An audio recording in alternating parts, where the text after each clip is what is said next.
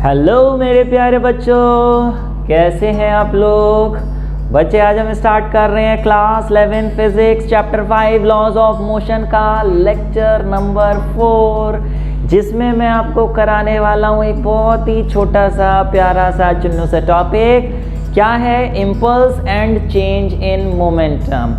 इससे पहले मैंने आपको ऑलरेडी 3 लेक्चर्स प्रोवाइड किए हैं, जिसमें हमने इस चैप्टर का इंट्रोडक्शन पढ़ा था। लॉज ऑफ मोशन क्या होते हैं, first law, second law and third law क्या होता है। अगर आपने नहीं पढ़ा है तो प्लीज़ ऊपर दिए गए बटन पे क्लिक करके या डिस्क्रिप्शन बॉक्स में दिए गए लिंक पे क्लिक करके पीछे के लेक्चर्स अटेंड कर सकते हैं। तो फिलहाल स्टार्ट करते हैं हम आज का लेक्चर। मैं हूँ Vaibhav Agrawal and welcome to your प्यारा सा चैनल फिजिक्स ब्रो।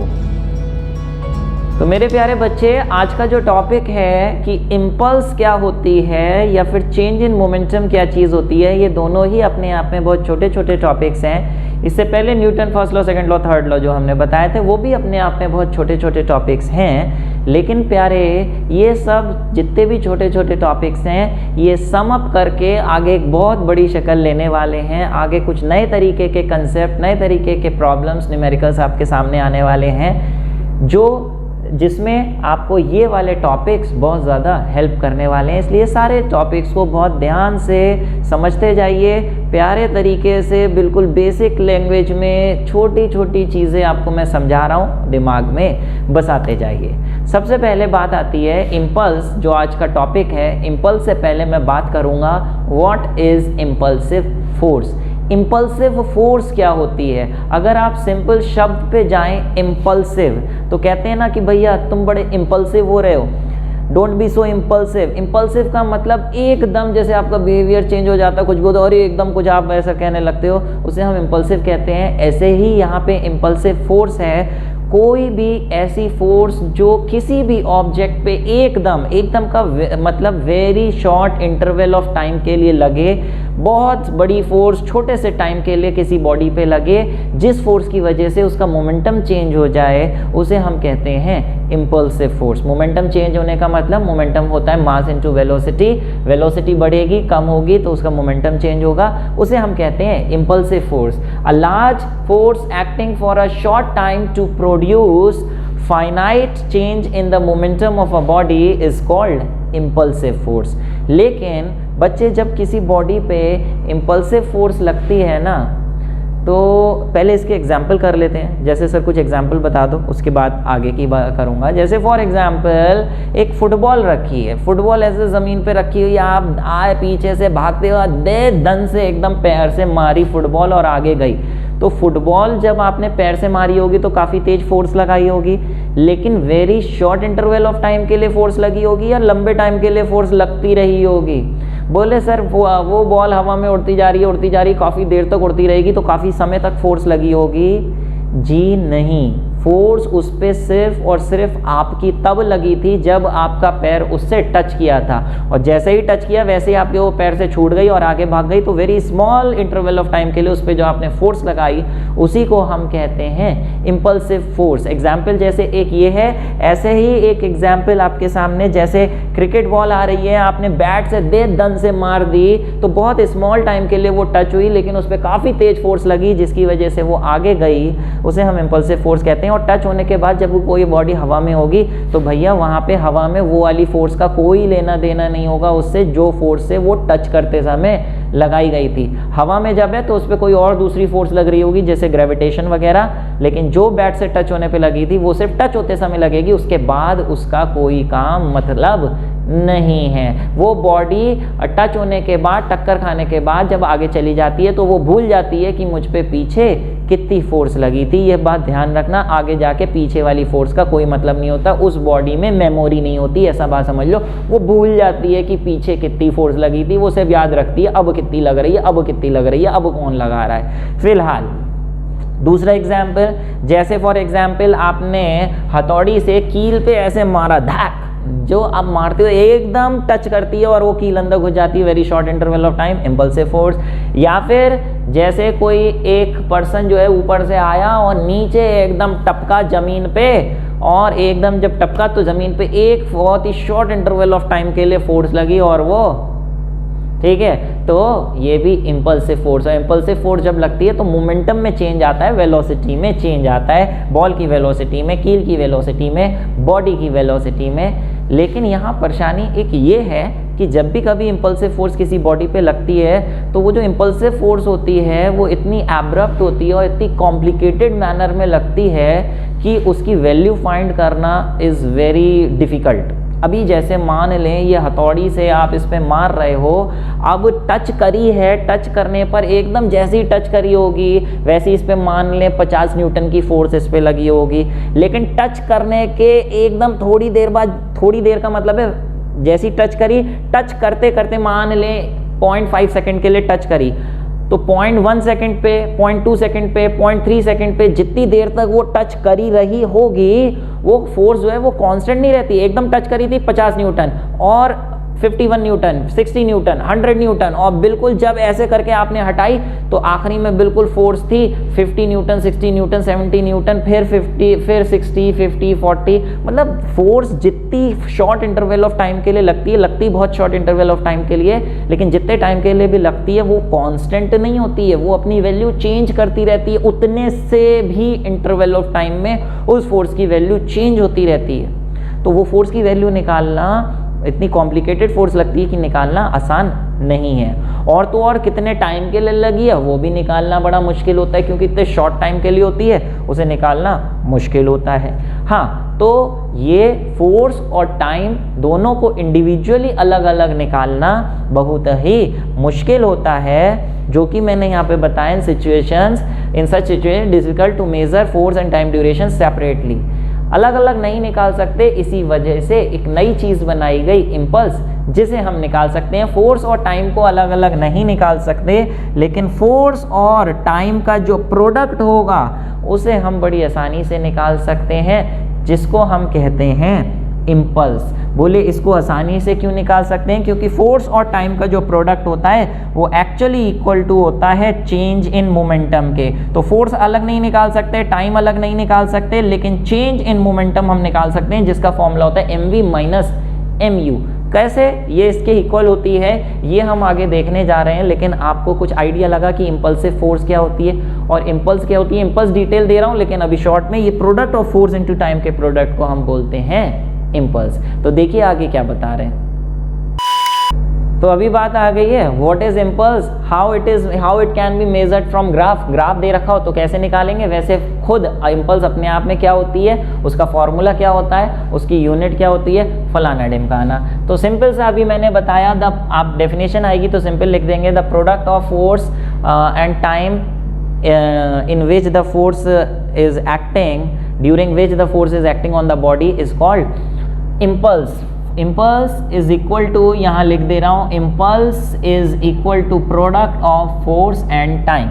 लेकिन प्यारे product of force into time is also equal to change in momentum. कैसे, वो मैं आपको यहाँ दिखा दे रहा हूँ। न्यूटन सेकेंड लॉ से आपने कहा था कि F is equal to M A, या F इज इक्वल टू एक ही जगह हम डाल दें V minus U upon T, तो ये हो गया M V minus M U upon T, और टी को अगर हम इधर ले जाएं तो F into T is equal to M V minus M U हो गया। ये फाइनल मोमेंटम, ये इनिशियल मोमेंटम। तो ये देखिए ये क्या चीज़ हो गई, ये हो गया final minus initial, change in momentum. तो फोर्स इनटू टाइम जो होती है, यानी जो इम्पल्स होती है, it is equal to change in momentum के बराबर होती है। तो किसी बॉडी की फोर्स नहीं निकाल सकते, टाइम नहीं निकाल सकते अगर इम्पल्सिव फोर्स लग रही है, लेकिन उसका प्रोडक्ट निकालते हैं which is also equal to change in momentum. तो इसे ध्यान कर लीजिए, और इस पर बेस कुछ एप्लीकेशन वो मैं न्यूटन सेकेंड लॉ में बता चुका हूँ, है ना, कि जैसे चाइना वेयर आइटम्स को, चाइना वेयर से मेरा मतलब कप प्लेट को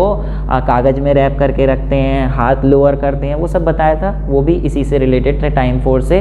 पिछले लेक्चर में मैं ऑलरेडी बता चुका था। फिलहाल अगर मान लें वैल्यूज़ दे रखी हैं फोर्स की, टाइम की, मल्टीप्लाई कर देंगे। हालांकि अलग अलग निकालना मुश्किल है, लेकिन अगर इम्पल्स निकालनी है तो मास दे रखा है, इनिशियल और फाइनल वेलोसिटीज़ दे रखी हैं, आप इम्पल्स निकाल सकते हो। लेकिन वैल्यूज़ के अलावा अगर ग्राफ दे रखा है, ग्राफ से भी आप निकाल सकते हैं इम्पल्स। कैसे निकाल सकते हैं? मान लें किसी बॉडी पे कांस्टेंट फोर्स लग रही है, कांस्टेंट फोर्स लग रही है, मान लें कांस्टेंट फोर्स लग रही है। कांस्टेंट फोर्स के केस में मान लें कि बॉडी आगे बढ़ती जा रही है, तो कांस्टेंट फोर्स लगे जा रही है उस पर, ठीक है, तो टाइम बढ़ता जाएगा, लेकिन क्योंकि कांस्टेंट फोर्स लग रही है तो फोर्स की वैल्यू नहीं बढ़ेगी, तो इसका ग्राफ कैसा आएगा, मान लें ग्राफ इस तरीके से आ रहा है, फोर्स बढ़ी नहीं रही है तो ग्राफ ना ऊपर जा रहा है ना नीचे जा रहा है, ये ग्राफ ऐसे हॉरिजॉन्टल लाइन में हमने बना दिया कि कांस्टेंट फोर्स लग रही है, टाइम के साथ साथ टाइम बढ़ रहा है लेकिन फोर्स नहीं बढ़ रही। अगर इस ग्राफ की हेल्प से आपको इम्पल्स निकालनी है तो कैसे निकाल सकते हैं, impulse will be equal to area under force time graph. ये जो फोर्स टाइम ग्राफ है इसके अंदर का अगर एरिया निकाल लें तो area will be equal to impulse. बोले सर कैसे? भैया ऐसे, अगर आप देखो यहाँ पे अगर हम कोई भी दो पॉइंट्स ले लें, चलो एक पॉइंट ये ले लें, एक पॉइंट ये ले लें, ठीक है, अभी आप देखिए एक पॉइंट ये, अगर ए से बी तक कितनी इम्पल्स लगी होगी वो निकालना है, तो मैंने कहा इसके नीचे का, इसके अंडर का एरिया निकाल लें। Area will give the impulse, value of impulse. कैसे, हाउ, तो देख लो भैया, अगर हम एरिया की बात करें, एरिया अंडर वीटी ग्राफ, तो जरा देखना, एरिया अंडर वीटी नहीं है, sorry, force time graph, area का फॉर्मूला यहाँ इस केस में क्या होगा, ये एक रेक्टेंगल बन रहा है, लेंथ इनटू ब्रेथ। जरा देखना लेंथ पे क्या चीज़ आ रही है, लेंथ ये है इसकी, लेंथ पे आ रही है फोर्स, लेंथ पे आ रही है, मान लें यहाँ एफ फोर्स लग रही है, लेंथ पे फोर्स आ रही है, ये इसकी लेंथ है, ये इसकी ब्रेथ है, ब्रेथ पे आ रहा है टाइम, तो ब्रेथ की जगह लिख दें टाइम। अरे फोर्स इनटू टाइम तो क्या होता है, इम्पल्स होता है। तो ये लीजिए, अगर हमने इम्पल्स निकालनी है तो इम्पल्स निकालने के लिए एरिया निकालना पड़ेगा, area is equal to impulse. कैसे, वो हमने दिखा दिया, area is equal to impulse. चाहे फोर्स कांस्टेंट हो तब भी इम्पल्स निकालने के लिए एरिया निकालेंगे, and if the force is not constant, मान ले चेंज हो रही है, ये देखिए इधर फोर्स इधर टाइम नॉन यूनिफॉर्मली चेंज हो रही है, चाहे इस तरीके से आप देखिए ऐसे बढ़ती जा रही है, या ऐसे हो गई या ऐसे हो गई, कैसे भी फोर्स चेंज हो रही है, अगर आपको एक पर्टिकुलर टाइम में यहाँ से यहाँ तक मान लें 10 सेकेंड हो गया, 10 सेकेंड में इम्पल्स निकालनी है, कितनी लगी, तो आपको फोर्स टाइम के नीचे का एरिया ही निकालना होगा। Area will be equal to impulse. ध्यान कर लीजिए, आगे न्यूमेरिकल्स में इसके एग्जाम्पल से अभी समझाने वाला हूँ, ठीक है, इतना लिख लीजिए, फिर आगे की बात सुनिए। अभी बात आई प्यारे, बड़े ही इंपॉर्टेंट टॉपिक है, इस पे बेस्ड न्यूमेरिकल्स होते हैं। हमें कई क्वेश्चन में पूछा जाएगा कि चेंज इन मोमेंटम निकालिए या इम्पल्स निकालिए, इन दो केसेस में ध्यान से सुनना। जैसे क्या है, मान लें कि एक इस तरीके से ये ग्राउंड है, ठीक है, ये ग्राउंड है, कहेंगे बॉल एक आई m मास की, ये इस ग्राउंड से, ग्राउंड ले लें या कई क्वेश्चन में वॉल होगा, वर्टिकल वॉल होगी, मैं ग्राउंड ले रहा हूँ, ग्राउंड पे इस तरीके से बॉल आई और बॉल इस पे टकराई, कितनी वेलोसिटी से, मान लें v वेलोसिटी से टकराई, और टक्कर खा के इसका कोलिजन ऐसा था, इलास्टिक कोलिजन, कि सेम वेलोसिटी से ये लौट गई, जिस वेलोसिटी से टकराई उसी वेलोसिटी से लौट गई। कहेंगे इस केस में चेंज इन मोमेंटम निकालिए, चेंज इन मोमेंटम निकालिए। तो कुछ बच्चे कह रहे हैं सर चेंज इन मोमेंटम होता है, चेंज इन मोमेंटम होता है final momentum minus initial momentum, जो भी क्वांटिटी बड़ी है उसमें से छोटा माइनस कर देते हैं। अब चाहे इनिशियल माइनस फाइनल करो या चाहे फाइनल माइनस इनिशियल करो, मैग्नीट्यूड निकालने के लिए दोनों मोमेंटम्स को माइनस करोगे, इनिशियल और फाइनल को। अच्छा सर, फाइनल और इनिशियल को माइनस करने के लिए पहले फाइनल और इनिशियल निकाल लें, पहले इनिशियल मोमेंटम निकाल लें। इनिशियल मोमेंटम कितना होगा, मोमेंटम का फॉर्मूला होता है mass into velocity, mass into velocity, ठीक है। अगर मास देखा जाए तो मास है m, टक्कर खाने से पहले बिफोर कोलिजन ये आ रही थी, टकराई किस स्पीड से टकराई थी, v स्पीड से, तो वेलोसिटी थी v। टक्कर के बाद देखें जब ये ऊपर जा रही थी तो ऊपर जाते समय इसका फाइनल मोमेंटम कितना है, अगर वो निकालना पड़े तो उसका भी फॉर्मूला मास इनटू वेलोसिटी होता है, लेकिन मास m है और किस वेलोसिटी से ऊपर जा रही है, सेम वेलोसिटी से ऊपर जा रही है, तो इनिशियल मोमेंटम भी mv हो गया, फाइनल मोमेंटम भी mv हो गया। तो फर्स्ट इंस्टेंस में ऐसा लग रहा है mv minus mv, sir momentum में तो कोई चेंज ही नहीं आया, सर चेंज नहीं आया, चेंज इन मोमेंटम हो गया 0। तो प्यारे यहाँ पे अपनी आंखें खोल लो, यहाँ चेंज इन मोमेंटम 0, नहीं होगा। बहुत बड़ी पते की बात बता रहा हूँ मैं, ध्यान से सुन लो आगे तक के लिए। कोई भी ऐसा फॉर्मूला जिसमें समथिंग माइनस समथिंग या समथिंग प्लस समथिंग आ रहा हो इज इक्वल टू समथिंग, इस तरीके की इक्वेशन को हम होमोजीनियस इक्वेशन, वो होमोजीनियस प्रिंसिपल होता है एक, हमने डायमेंशनल एनालिसिस में पढ़ा था, वो तो है। चलो वहाँ तो यूनिट की बात करी थी, यहाँ बता दूँ कोई भी इस तरीके से अगर इक्वेशन होती है जैसे a is equal to B plus C या b माइनस सी, अगर इसमें ये क्वांटिटी वेक्टर है, ये क्वांटिटी वेक्टर है, ये क्वांटिटी वेक्टर है, तो वैल्यू डालते समय चाहे यहाँ प्लस हो चाहे माइनस हो, अगर दोनों तरफ वेक्टर क्वांटिटीज़ हैं तो उनकी वैल्यू डालते समय you have to make it sure कि वो सारी वैल्यूज़ डालने से पहले उन सब का डायरेक्शन सेम होना चाहिए, डायरेक्शन सेम होना चाहिए, तब ही आप इन फॉर्मूले में वैल्यूज़ डाल सकते हैं। अगर डायरेक्शन सेम नहीं है तो आप ऐसे माइनस नहीं कर सकते। जैसे यूनिट सेम होना चाहिए, वहाँ हमने प्रिंसिपल ऑफ होमोजेनिटी पढ़ा था, ऐसे अब वेक्टर्स पढ़ लिया है तो आपको बता दें डायरेक्शन भी सेम होना चाहिए अगर ये वेक्टर क्वांटिटीज़ हैं तो। अब आप ये देखो, ये जो चेंज इन मोमेंटम हम यहाँ निकाल रहे हैं प्यारे, यहाँ पे ये भी है, ये भी है, ये दोनों वेक्टर क्वांटिटीज़ हैं, मोमेंटम भी वेक्टर क्वांटिटी है, तो फिर ज़रूरी है कि इन तीनों का डायरेक्शन सेम होना चाहिए। अब आप देखिए इनिशियल वेलोसिटी जो थी, इनिशियल वेलोसिटी तो नीचे के डायरेक्शन में थी, ऐसे आ रही थी बॉल, लेकिन फाइनल वेलोसिटी जो थी वो ऊपर के डायरेक्शन में थी। तो भैया एक नीचे एक ऊपर, तो इनिशियल और फाइनल में सेम v और v ऐसे नहीं डाल सकते कि इनिशियल भी v फाइनल भी v।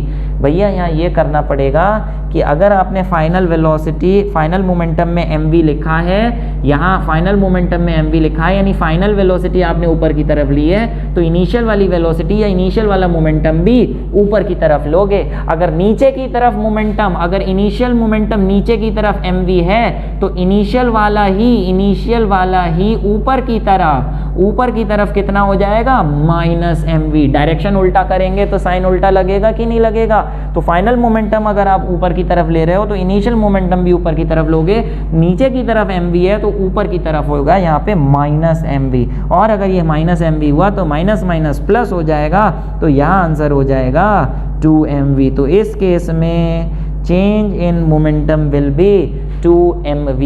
मैंने यहाँ v लेके करा, किसी न्यूमेरिकल में u लेके भी हो सकता है। अगर यहाँ इनिशियल वेलोसिटी u होती, फाइनल वेलोसिटी भी u होती, तो यहाँ पर भी u आता, यहाँ पर भी u आता, यहाँ पर भी u आता, और यहाँ पर भी फिर आंसर हो जाता 2mu। मास इनटू वेलोसिटी में v की जगह हम लिखते u। क्या मेरी बात समझ पा रहे हो कि नहीं समझ पा रहे हो?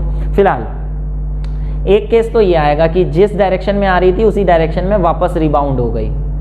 एक दूसरा केस ये आएगा कि इस तरीके से ये ग्राउंड था, अभी ध्यान से समझना, ये अलग हो गया क्वेश्चन थोड़ा, ये एक लाइन मान ले रहा हूँ, ग्राउंड ऐसे ना बना के ऐसे बना दे रहा। ये लीजिए, एक ग्राउंड था, ग्राउंड पे एक बॉल पड़ी थीटा डिग्री एंगल से, theta degree angle of incidence से, ये थीटा डिग्री आपको दे रखा है मान लें, ठीक है। अच्छा, ये ऐसे आई, m मास की थी, u वेलोसिटी से पड़ी, और जिस एंगल से पड़ी उसी एंगल से टक्कर खा के इधर चली गई, ठीक है। m मास की u वेलोसिटी से ही इधर चली गई। अब इसमें कह रहे हैं कि ऑब्वियसली थीटा अगर ये है तो ये भी थीटा होगा, I is equal to R होता है angle of incidence, angle of reflection. तो यहाँ पे ये कह रहे हैं इस केस में चेंज इन मोमेंटम निकालिए, जैसे यहाँ पे चेंज इन मोमेंटम 2mu निकाला, यहाँ निकालिए चेंज इन मोमेंटम। अब आप ये मत कहने लगना सर चेंज इन मोमेंटम होता है final momentum minus initial momentum, final momentum भी mu, इनिशियल भी mu, तो जैसे सर यहाँ पे किया mu और यहाँ माइनस हो जाएगा, 2mu हो जाएगा। नहीं, यहाँ ऐसा नहीं होगा। यहाँ माइनस क्यों किया आपने, क्यों किया यहाँ माइनस? क्योंकि इनिशियल ऐसे था, फाइनल ऐसे था, दोनों एक दूसरे के अपोजिट डायरेक्शन में थे, तो दोनों को सेम डायरेक्शन बनाने के लिए आपने एक में माइनस लगा दिया। भैया यहाँ पर तो इनिशियल ऐसे है, फाइनल ऐसे है, अगर इन फाइनल को उल्टा भी कर दो, ऐसे की बजाय ऐसे कर दो, तो दोनों का डायरेक्शन सेम थोड़ी ना हो जाएगा। यहाँ हमने डायरेक्शन इसलिए किया था सेम उल्टा, ताकि दोनों का डायरेक्शन सेम हो जाए। अगर फाइनल ऊपर की तरफ है तो इनिशियल भी ऊपर हो जाए। यहाँ पे तो भैया एक ऐसे आ रहा है, एक ऐसे आ रहा है, डायरेक्शन तो ऑपोजिट करने के बावजूद भी सेम नहीं हो पाएगा।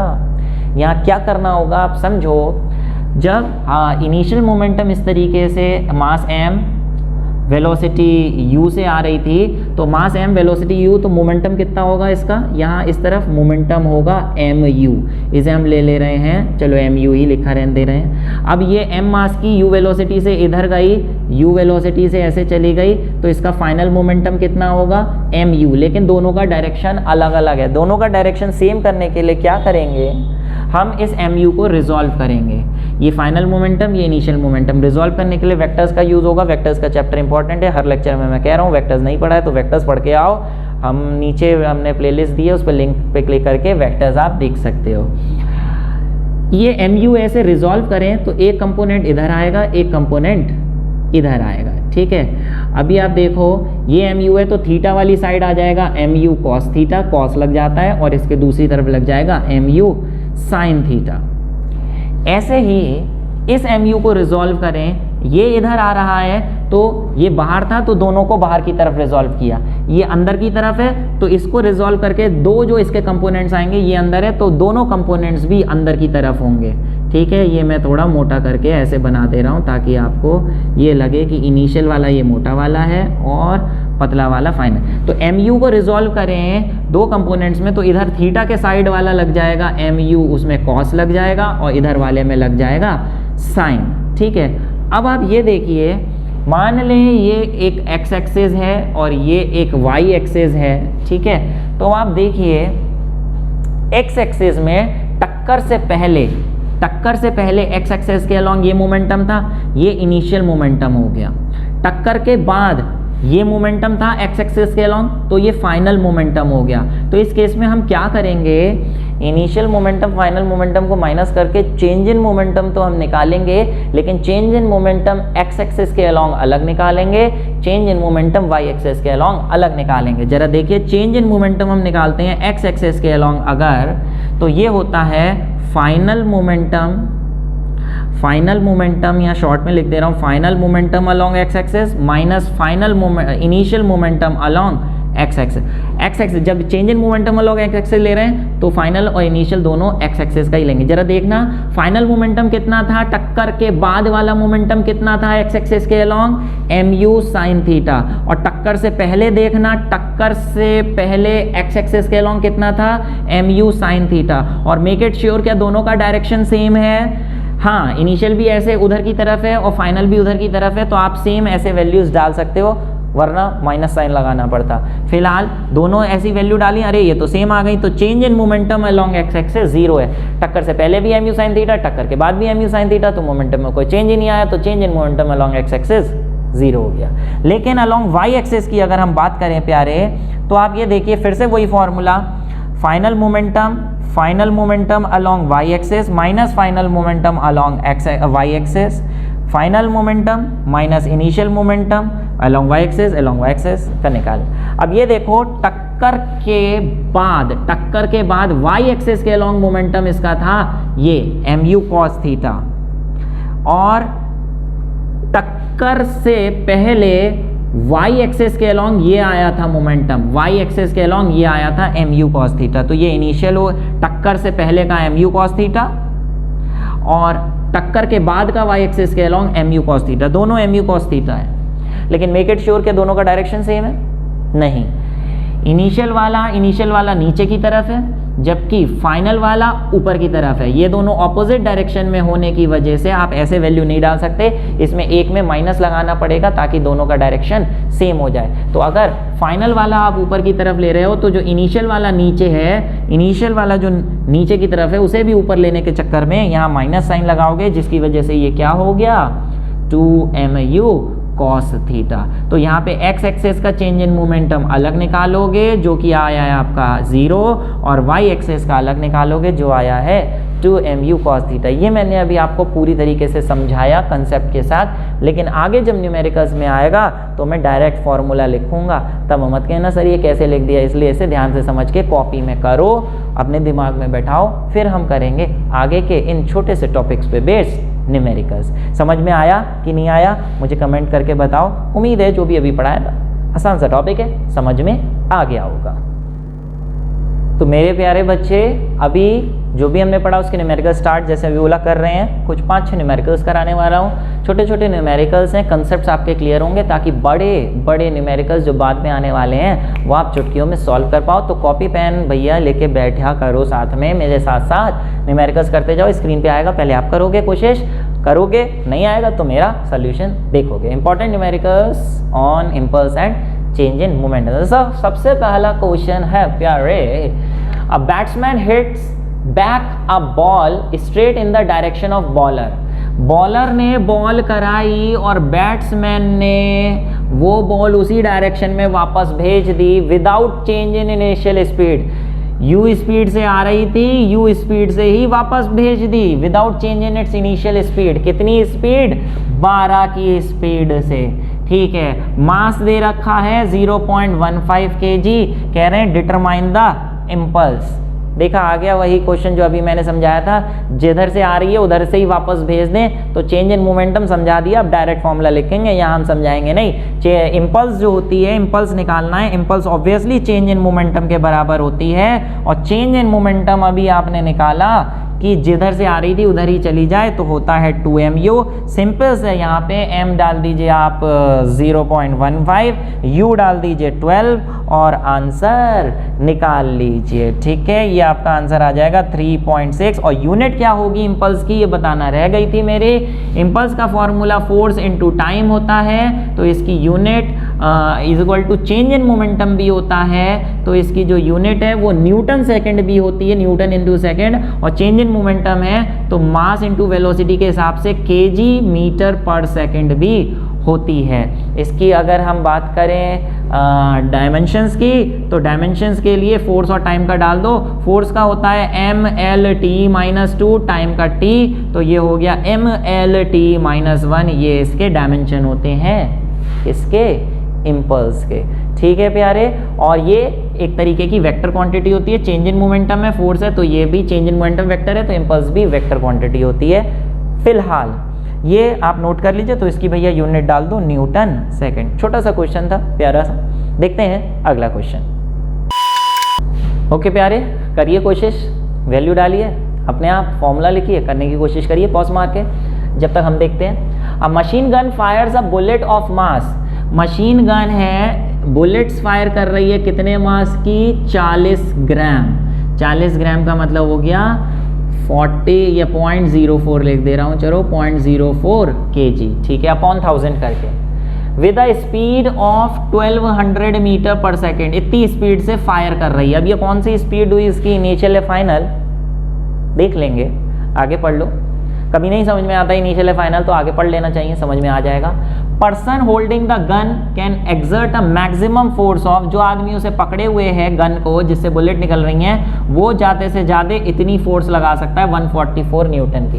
What is the number of bullets that can be fired? कितनी बुलेट्स फायर्ड होंगी फ्रॉम द गन पर सेकेंड? कितने टाइम में? 1 सेकेंड में कितनी बुलेट्स फायर होंगी, ये पूछा गया है। अच्छा बच्चे, अब ये इनिशियल है या फाइनल, आप देखो बुलेट्स फायर हो रही हैं तो आपको देखना है, एक चीज़ होगी फायर करने से पहले और एक चीज़ होगी फायर करने के बाद। अब ये बताओ, ये जो स्पीड है 1200 मीटर पर सेकंड, ये फायर करने से पहले की स्पीड होगी या फायर करने के बाद की? ऑब्वियसली फायर करने से पहले तो बुलेट जो है वो गन के अंदर थी, अंदर रुकी हुई थी, तो ऑब्वियसली उनकी इनिशियल स्पीड 0 होगी। ये तो उनकी फाइनल स्पीड होगी कि इस स्पीड से वो फायर करने के बाद निकलेंगी बुलेट गन से। तो यहाँ पे बहुत सिंपल है, फोर्स आपको दे रखी है तो फोर्स का फॉर्मूला लिख दो ना। फोर्स का फॉर्मूला आपका ma होता है प्यारे, लेकिन एक तो यहाँ पे m की जगह आप लिखोगे v-u/t, और तो और प्यारे यहाँ पर जो मास है, मास के 40 ग्राम ले लोगे, 0.04 kg ले लोगे? नहीं, 0.04 kg तो प्यारे एक बुलेट का मास है। वहाँ अगर हम टाइम 1 सेकंड डाल रहे हैं, 1 सेकंड में अगर n बुलेट्स निकल रही हैं तो मास भी तो n बुलेट्स का ही लेंगे। टाइम अगर 1 सेकंड ले रहे हो तो मास भी तो n बुलेट्स का ही लेंगे। तो यहाँ पे मास जो है 0.04 नहीं रखेंगे, n इंटू 0.04 रखेंगे। अब आपको f, v, u और t सब दे रखा है, n की वैल्यू निकाल लीजिए। सिंपल से वैल्यूज डाल के निकालिए और चेक करिए, आंसर 3 आ रहा है कि नहीं आ रहा है। बात समझ पा रहे हो कि नहीं समझ पा रहे हो? ठीक है, जल्दी से करिए। फिर देखिए अगला क्वेश्चन। तो मेरे प्यारे ये छोटे छोटे क्वेश्चंस हैं जिन क्वेश्चंस में आपके कंसेप्ट्स क्लियर हो रहे हैं। जैसे पिछले क्वेश्चन में ये कंसेप्ट क्लियर हुआ कि अगर n बुलेट्स हैं, n बॉडीज अगर साथ में निकल रही हैं एक साथ, तो मास भी n का लेंगे, n से मल्टीप्लाई करना पड़ेगा। ये कंसेप्ट ध्यान रखना, आगे कुछ क्वेश्चन में बहुत काम में आने वाला है। अब अगला क्वेश्चन ही देख लो। Initial speed of the body is, बहुत ही बेहतरीन क्वेश्चन है, ये बढ़िया क्वेश्चन है। Initial speed of a body of mass 2 kg is 5 metre per second. ठीक है, a force acts for 4 seconds, 4 second के लिए फोर्स एक्ट रही है in the direction of motion of body. The force time graph is shown in the figure. Calculate the impulse of the force. एक तो आपको impulse निकालनी है कितनी है, and final velocity of the body, दो चीजें निकालनी। अभी फोर्स टाइम ग्राफ से इम्पल्स कैसे निकालते हैं, ध्यान आया? आज के लेक्चर में बताया था, सिंपल, इसके नीचे का एरिया, इसके नीचे का एरिया निकाल दीजिए, इम्पल्स आ जाएगी। Impulse is equal to area under force time graph, force time graph. अब एरिया कैसे निकालें, मैं थोड़ा शॉर्ट में करूंगा। ये जो पूरा एरिया आ रहा है, इसके नीचे का ये एरिया लेना होगा, जिसको हम 2 या 3 पार्ट्स में करेंगे या 4 पार्ट्स में कर सकते हैं। कैसे करो आप, ये मैं 4 पार्ट्स में कर रहा हूँ, वरना आप छोटा करके 2 या 3 पार्ट्स में भी कर सकते हो। मैं बड़ा करके कर रहा हूँ, आप कोशिश करना 2 पार्ट्स में ही सॉल्व हो। क्या 2 पार्ट्स का मतलब है, जैसे यहाँ पे आप देखिए, पूरा एरिया निकालने के लिए एक एरिया ये ले लोगे, दूसरा एरिया ये ले लोगे, तीसरा एरिया ये ले लोगे, और चौथा एरिया ये ले लोगे। इन चारों के एरिया को ऐड कर दो तो टोटल एरिया आ जाएगा आपका। अब पहले का जो एरिया होगा वो होगा हाफ बेस इंटू हाइट, क्योंकि ये ट्राइंगल है और बेस है इसका 1.5 और हाइट है इसकी पूरी 3। ठीक है, प्लस ये एक रेक्टेंगल बन रहा है, सेकंड का एरिया होगा लेंथ इंटू ब्रेथ। लेंथ है आपकी पूरी, ये कितनी 3, और ब्रेथ है आपकी कितनी, ये ब्रेथ है, ये 1.5 से 2.5 के बीच होता है 1, ये ब्रेथ हो गई। तीसरा एरिया ट्रपीजियम का बन रहा है, ट्रपीजियम के एरिया का फॉर्मूला होता है half sum of parallel sides into distance between them. अब पैरेलल साइड्स अगर देखें तो एक ये है पैरेलल और एक ये है, ये कितनी बड़ी हुई, ये हुई 3, और दूसरी वाली ये है, ये कितनी बड़ी हुई 2, और h का मतलब होता है इन दोनों पैरेलल साइड्स के बीच का डिस्टेंस। ये कितना होगा 2.5 से 3 तक, ये हो जाएगा आपका 0.5। ये हो गया तीसरा एरिया। और चौथा area length into breadth. Length है आपकी कितनी 2, और ब्रेथ कितनी है 3 से 4 तक 1, यानी 2 इंटू 1। जल्दी से इसे कैलकुलेट कर लीजिए।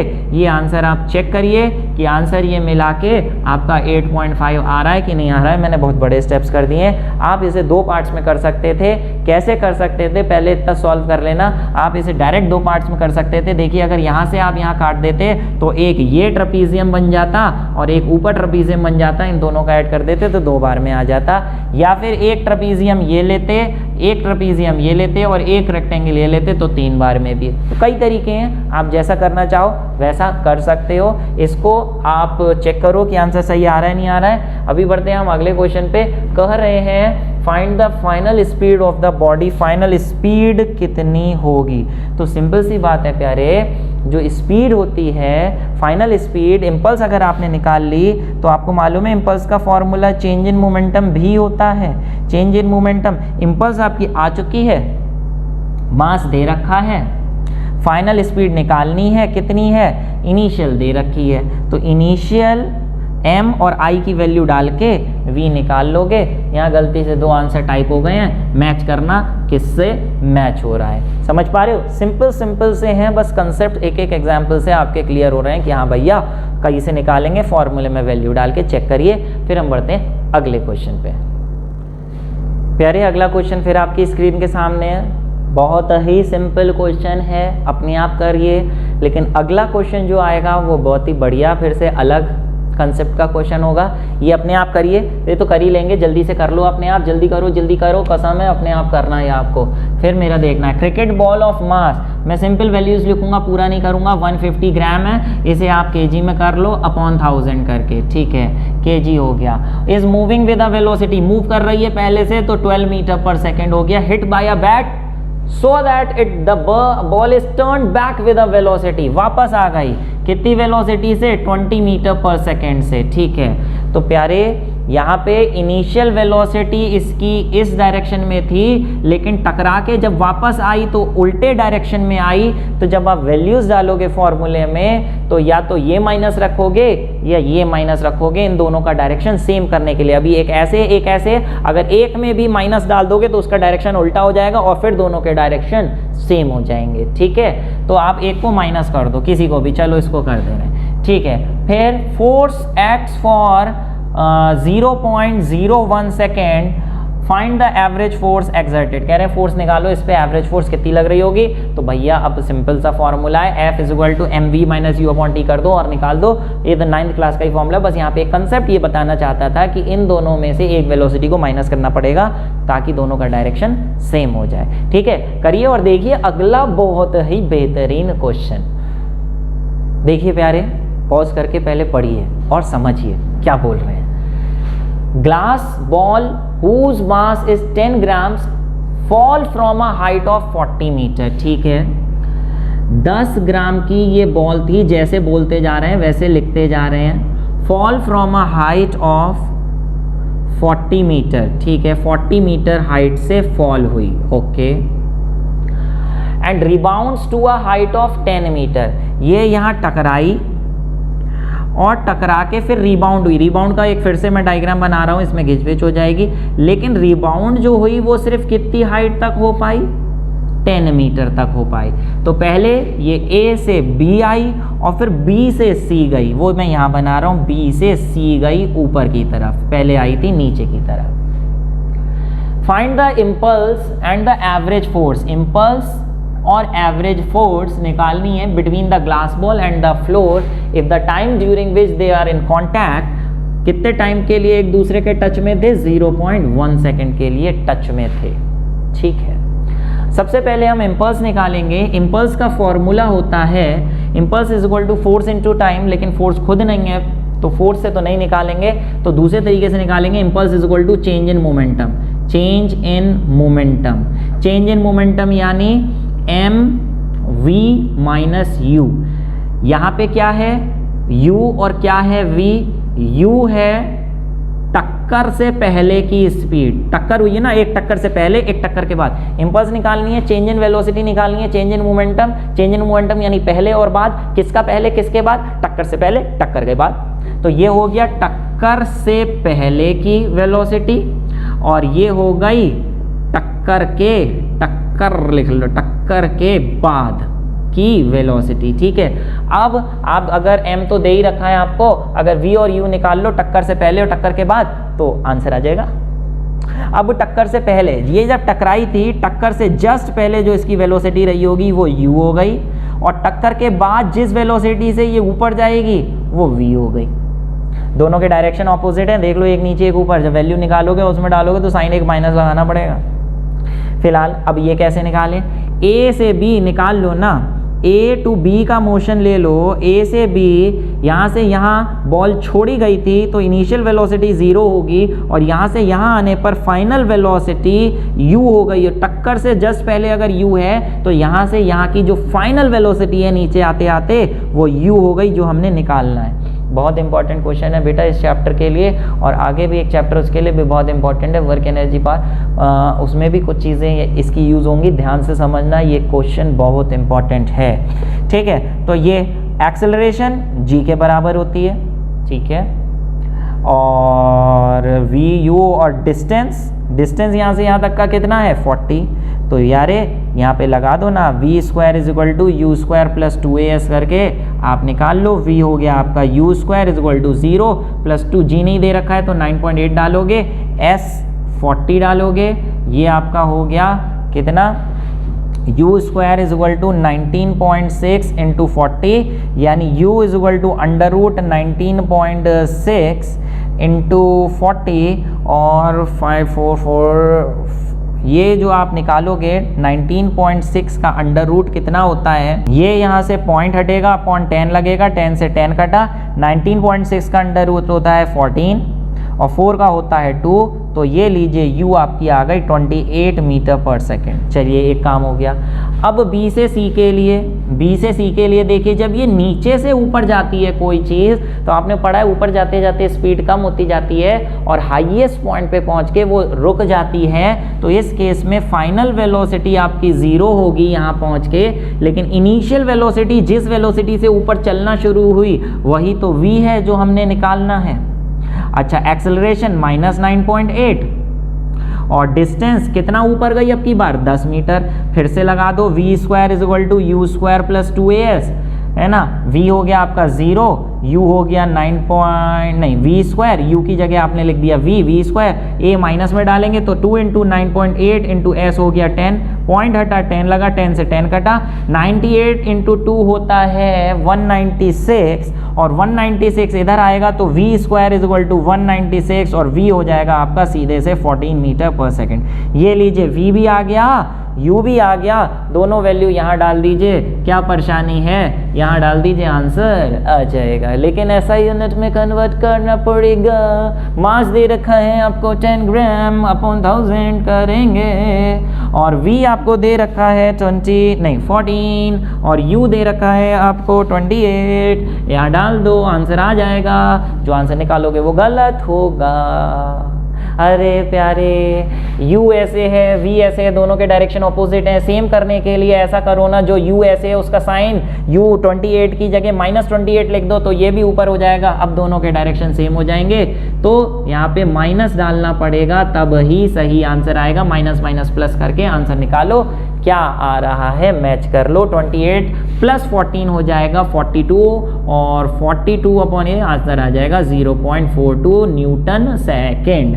ठीक है, और अब फोर्स तो अपने आप निकाल ही लोगे।